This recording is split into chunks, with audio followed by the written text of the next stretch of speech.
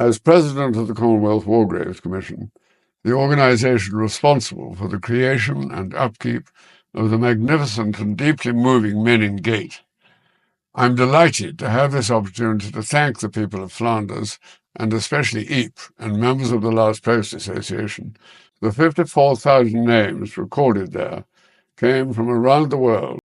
The British royal family has long been accustomed to moments that captivate the world, but few could have foreseen the emotional and symbolic weight carried by the Garter Day ceremony held on June 16, 2025, at Windsor Castle.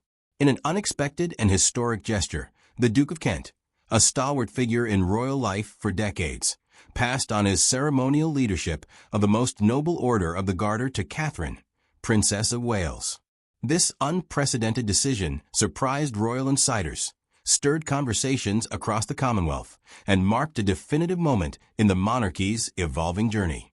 The Order of the Garter, established in 1348 by King Edward III, is the oldest and most prestigious order of chivalry in Britain. Membership is reserved for those who have demonstrated extraordinary service to the nation and the crown. The Duke of Kent, a member since 1985, has long been a steady presence within the order, embodying a lifetime of devotion to duty and public service.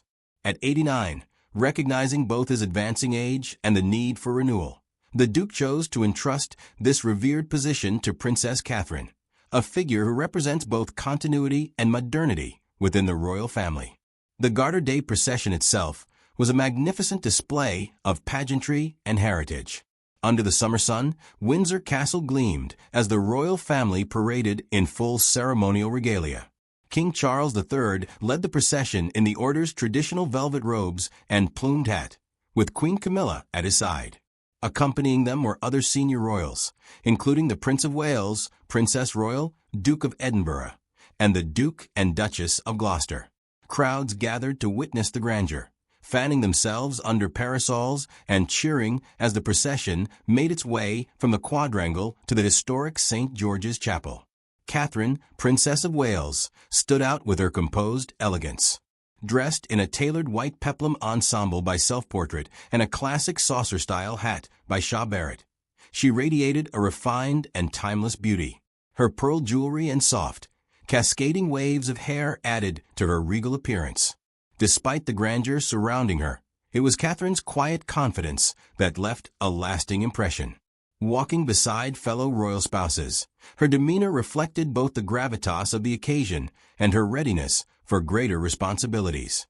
Inside St. George's Chapel, the solemn Garter service unfolded, traditionally a formal, reverent occasion reserved for the installation of new companions.